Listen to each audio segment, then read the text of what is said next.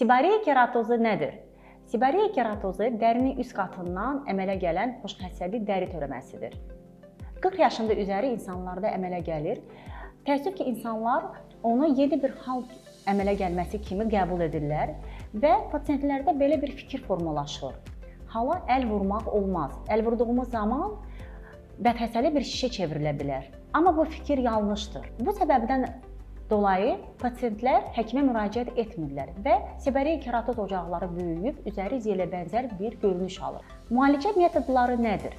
Seborreia keratoz ocaqları çox asanlıqla krioterapiya üsulu ilə, elektrokauter və lazer vasitəsilə aradan qaldıra bilirik.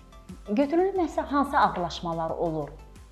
Qıcıqlandıqca seborreia keratoz ocaqları infeksiyaya qoşula bilər və həmin ocaqlarda qızartı, şişkinlik və ağrı olur. Bəzi hallarda seborreia keratoma ilə yanaşı dəri xərçəngi aşkar olunur. Kani dəri klinikasının hər bir dəri element optik cihaz vasitəsilə qiymətləndirilir və qiymətləndirilmə nəticəsinə əsasən düzgün müalicə üsulu seçilir.